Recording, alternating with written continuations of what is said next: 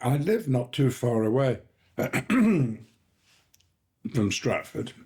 Stratford East is my nearest local theatre, I think. I don't see as much as I would like to there, but I don't like to miss the pantomime. And I'm a bit of an expert, not because I've been in pantomimes, but because I've been going to pantomimes all my life. And it was a revelation, really, to go first to Stratford East and see a pantomime that was devised to entertain people who lived within walking distance or a bus ride of the theatre. Not West End at all. Small cast, very talented, very funny, very relevant about life in the East End of London. A model, really, for what a local pantomime should be. But beyond that, I'd first known of Stratford East, not in Stratford, but on one of their many sorties into the West End of London. I'm not sure what Jo Littlewood thought about doing her shows away from home, as it were. But Oh, What a Lovely War was an unforgettable experience. Yes, with the original cast. I've never known a piece of theatre like it. It had come, of course, from Littlewood's own experience as an actor. She'd begun, I think, in Manchester with a company there. Everything about that show was passionate. When those figures of the dead came up regularly at the back of the stage, and one thought what one's parents and grandparents had lived through and hopefully survived, that show just beat on your heart and made you angry, really, that it had ever happened. And I suppose a determination that it would never happen again. Now that's a message for anyone, regardless of their class, of their status, or wherever they happen to live. But it's true of all Jo Littlewood's productions that they struck your heart. But what's remarkable about these plays is that, yes, they were written by startling writers, but they were staged by Jo Littlewood and her company with a devotion and a passion which was very infectious. And you felt that the writer and the performers and the directors were all, they belonged together. It was a family. Well, the person you want to talk to is Murray Melvin, and you can't talk to him now. What a spirit. But he and Sheila Hancock and anyone who was in those classic productions and were just really in the mould of what was available all over the country, a local theatre playing to a local audience with actors from elsewhere who came to live in the community and stayed there for months, if not years, doing a variety of plays.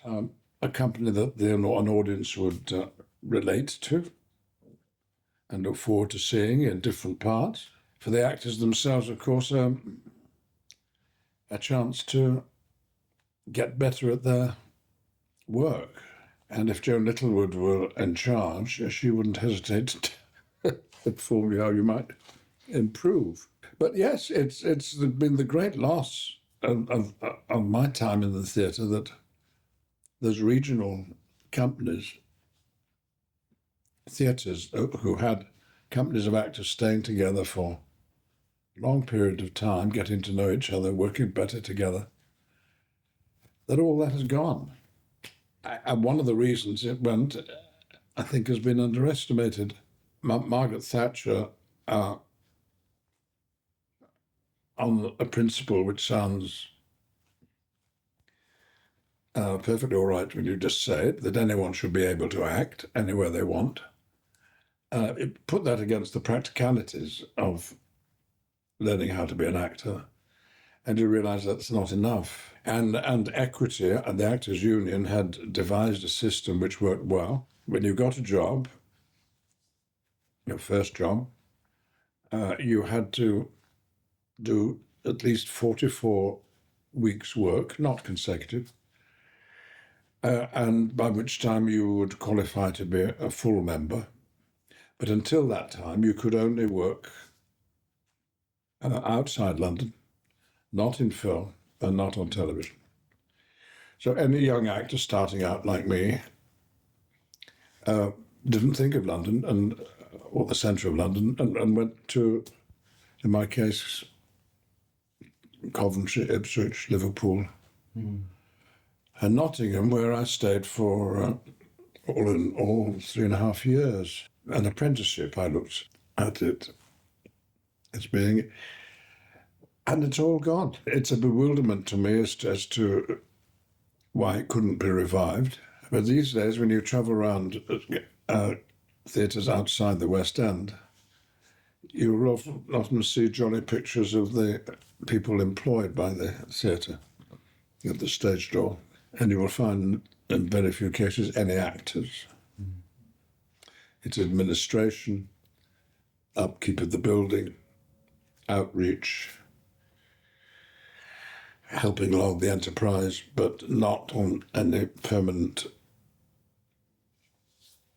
status. Actors and the people who are actually going to get the plays on. So the theatres has fabrics on there. And thank goodness the Stratford East is there in all its glory. But where are the actors?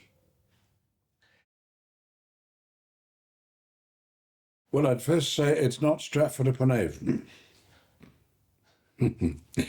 It's Stratford East. It's easily available on the public transport system. Stratford East is a hub.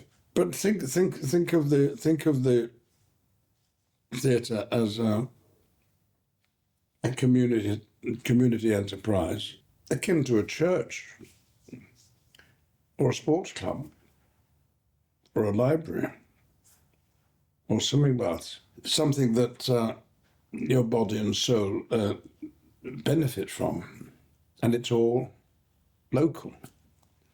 It's not come from somewhere else. It's born out of the experience of the audiences who come to see the plays there. And you will find when you go into the theatre that your time has left you by, and you're in